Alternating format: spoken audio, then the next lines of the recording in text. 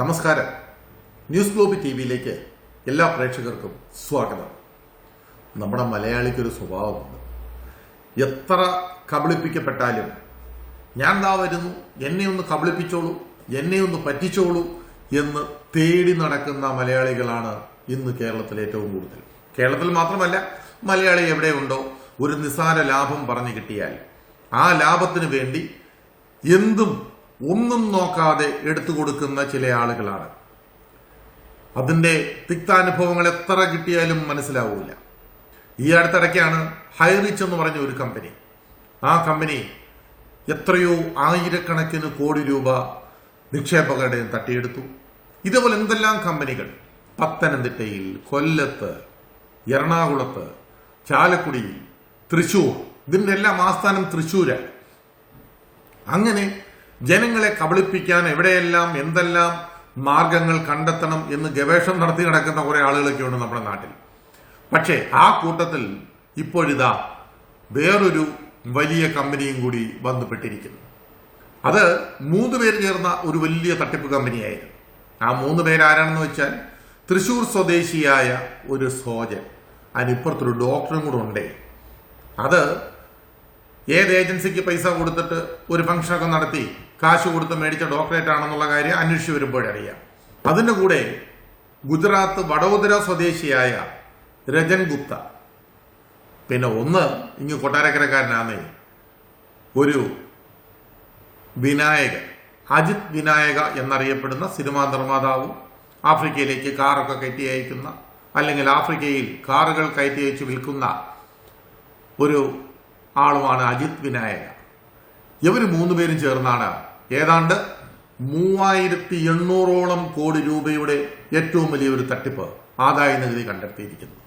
ആ 3800 രൂപയുടെ തട്ടിപ്പെന്ന് പറഞ്ഞാൽ Indian co operative credit society എന്ന പേരിൽ ഒരു സ്ഥാപനം ഉണ്ടാക്കുന്നു. ആ സ്ഥാപനം തൃശ്ശൂരാണ്.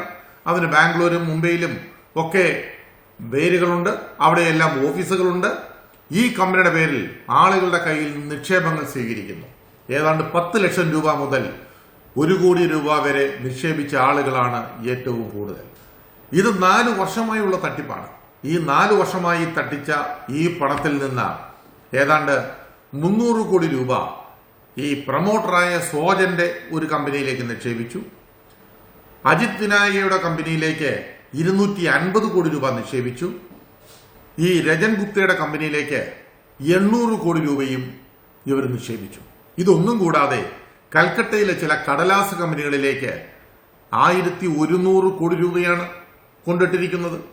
ഇതിന്റെ അർത്ഥം എന്ന് പറയുന്നത് പച്ചയ്ക്ക് ജനങ്ങളെ പറ്റിക്കുന്ന ഒരു ഏർപ്പാടായിരുന്നു. ഈ പച്ചയ്ക്ക് ജനങ്ങളെ പറ്റിച്ചത് എങ്ങനെയാണെന്ന് ചോദിച്ചാൽ, കൂടുതൽ പലിശ ഇവർ ഓഫർ ചെയ്യും. 12% പലിശ ഓഫർ ചെയ്യും. നിങ്ങൾ നിക്ഷേപിക്കൂ. അപ്പൊ പലിശയ്ക്ക് ആർത്തി പൂണ്ട് കിടക്കുന്ന മലയാളികളൊക്കെ ഈ പണം കൊണ്ടുവന്ന് അവിടെ ഇവരുടെ അക്കൗണ്ടിലേക്ക് ഇട്ട് കൊടുക്കും. ഇനി ഇങ്ങനെ ഇട്ട് കൊടുത്തത് മാത്രമല്ല, ബിനാമികളായി വന്ന ഒരുപാട് പേർ ഇതിനകത്ത് പണം നിക്ഷേപിച്ചിട്ടുണ്ട്. ഈ ബിനാമി പണം എന്ന് പറയുമ്പോൾ ചില രാഷ്ട്രീയക്കാരുടെ, ചില സിനിമാക്കാരുടെ, ചില IAS ഓഫീസർമാരുടെ, ചില IPS ഓഫീസർമാരുടെ ഉൾപ്പെടെ പണം ഈ അജിത് വിനായക ഉൾപ്പെടെയുള്ള ആളുകളുടെ കയ്യിൽ ഉണ്ട് എന്നാണ് പറയപ്പെടുന്നത്. എന്താണെങ്കിലും ശരി, ഇതിന്റെ എല്ലാം അന്വേഷണം കഴിഞ്ഞ് വരുമ്പോൾ വളരെ വ്യക്തമായി നമുക്ക് മനസ്സിലാകും ആരാരുടെ കയ്യിൽ നിന്നുമൊക്കെ പണം വാങ്ങി എന്നുള്ളതാണ്. എന്തൊക്കെ പറഞ്ഞാലും ശരി, ഈ മലയാളിക്ക് എത്ര കണ്ടാലും കേട്ടാലും കിട്ടിയാലും പഠിക്കില്ല എന്നുള്ളതിന്റെ ഒരു ഉദാഹരണം കൂടിയാണ് ഈ തട്ടിപ്പ്. ഈ കെടുക്കമ്പനിയുടെ പേരിൽ ഇവർ 4 വർഷം കൊണ്ട് 3800 കോടി രൂപ തട്ടിച്ചെങ്കിൽ സുഖസുഭിക്ഷതമായി ജീവിച്ചു കിടക്കുകയാണ്. ഇവർക്കാർക്കും ഒരു കുഴപ്പവുമില്ല. സിനിമകൾ നിർമ്മിക്കുന്നു, കാറുകൾ കയറ്റി അയക്കുന്നു, തൃശ്ശൂരിൽ ആഡംബര ഹോട്ടലുകൾക്ക് വില പറയുന്നു, ഭൂമിക്ക് വില പറയുന്നു. ഏതും പോരാത്ത ചില വായി നോക്കി രാഷ്ട്രീയക്കാരും ഇവരുടെ കൂടെ ഉണ്ടെങ്കിൽ അവർക്ക് കുറെ പണം കൊടുത്താൽ മതി. ആ രാഷ്ട്രീയക്കാർക്ക് പണം കൊടുത്താൽ അവരും ഈ പറഞ്ഞതുപോലെ ഇവരുടെ വാലാട്ടികളായി പിന്നാലെ നടക്കും. ഇപ്പോൾ കേരളത്തിൽ ഇവരുടെ പിന്നാലെ നടന്ന ചില ആളുകളുടെ പേരുകളും ഒക്കെ പുറത്തു വരുന്നുണ്ട്. അത് എന്തായാലും ശരി, ആ പേരുകളൊക്കെ ഉടനടി തന്നെ പുറത്തു വരും. ഞങ്ങൾ ആ പേരുകളൊക്കെ പുറത്തു വിടുകയും ചെയ്യും. പൈസ പോയവരെ കുറിച്ച് നമുക്ക് യാതൊരു സങ്കടവുമില്ല. കാരണം സാധാരണ ജനങ്ങൾ ഈ 12% പലിശയൊക്കെ മോഹിച്ച് ഇതേപോലെയുള്ള തട്ടിപ്പ് കമ്പനികളിൽ ചെന്ന് പെടുന്നതിന് മുമ്പ് ഒരു നിമിഷം ഒന്ന് ആലോചിക്കണം.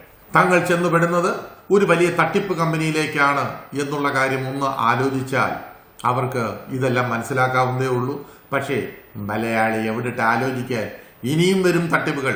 3800 കോടിയെങ്കിൽ ഇനി 13,800 കോടിയും 1,00,000 കോടിയും ഒക്കെ തട്ടിപ്പുകളുമായി ഇനിയും ആളുകൾ വരും. മലയാളി അതിൽ പൈസ ഇൻവെസ്റ്റ് ചെയ്യും. അല്ലെങ്കിൽ തങ്ങളുടെ പണം സൂക്ഷിക്കാനുള്ള ബിനാമികളായി അവരെയൊക്കെ ഏൽപ്പിക്കാൻ നമ്മുടെ നാട്ടിൽ രാഷ്ട്രീയക്കാരുമുണ്ടാകും.